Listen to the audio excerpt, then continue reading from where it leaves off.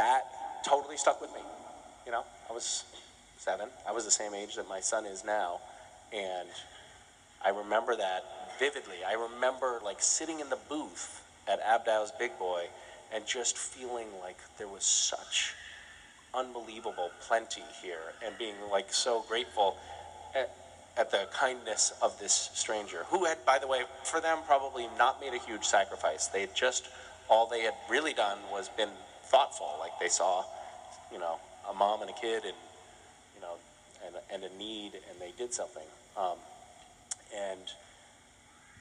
And I think, I mean, for me, like sort of the whole purpose of Random Acts is those little moments, like helping to encourage those little moments, because I think that there's a ripple effect.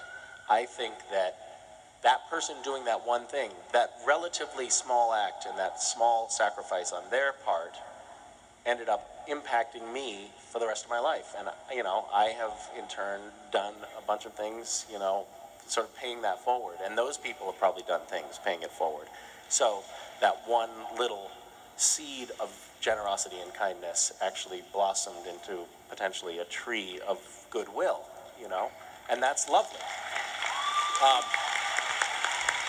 Recently, I had a moment that I was just, yeah, this is the one that I might not make it through, so I'm just warning you. My son had his birthday, and he knew like 3 months in advance what he wanted to do for his birthday. We had found these little notes in our attic, and these gigantic diamonds about this big, like notes from this guy named Sir Ian Drake, who, you know, came across the country in the late 1800s, and, you know, had some run-ins with pirates, and there's, you know, some treasure. It was sort of an elaborate story that I made up, that particularly West was like really enamored of. And we had these giant plastic diamonds that looked like real plastic garbage.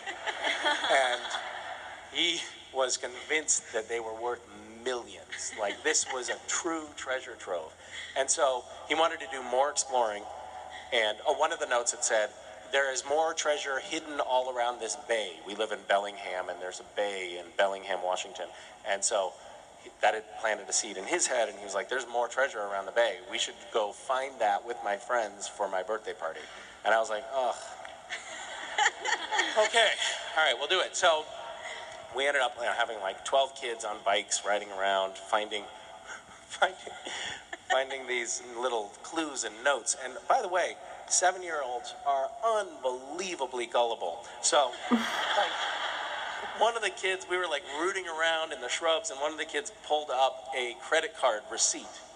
I was like, "Misha, is this something?" And I was like, "By Jove, it is. It looks like it really is. This looks like it's from an old mercantile exchange, something." And it was just numbers on a credit card receipt, you know, dated a week ago. And all 12 of these kids, hook, line, and sinker, believed that we were like reading something that was actually a clue that would help us find our treasure. And finally we found the treasure. And it was this little box of, you know, fake coins. And they looked old-ish, totally fake. And real garbage, total garbage. And the kids sort of like, each one took 4 or 5 pieces of these coins, and then there was still some left over. And West said, "I don't want mine." And he said, "I think this stuff is probably worth," one of the kids was like, "I think you could buy a house with one of these coins. They're so old." And West said, well, we should take this to the homeless then. Oh. And so unbelievably sweet. Like, oh my God. So he didn't take any of his coins. He put them back in. And then he like really painted me into a fucking corner.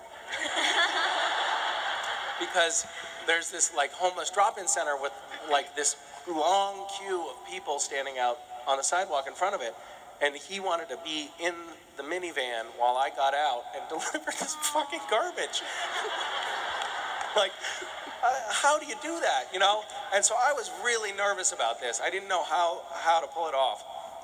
So I slipped some actual money in the box, and then I went up to a group of homeless people who were standing on the sidewalk, and I said, "My son is in the car. He thinks this is super valuable treasure and he wants to give it to you guys. Can you please do me a favor? There's some real money in here. Can you pretend that you're actually excited for a second? And so they did. It was actually like such an incredibly sweet moment because there was like 4 or 5 people standing around this little wooden box, and they opened it up, and they were all like they were looking at each other like, like it was so cool. Like, oh my God, we're gonna get houses. They're not. It's garbage. But it was a very sweet moment. And then when I was putting the kids to bed that night, I asked them like, what was your favorite part about today? And Wes said, giving the treasure to the homeless was very sweet. So anyway. Thank you.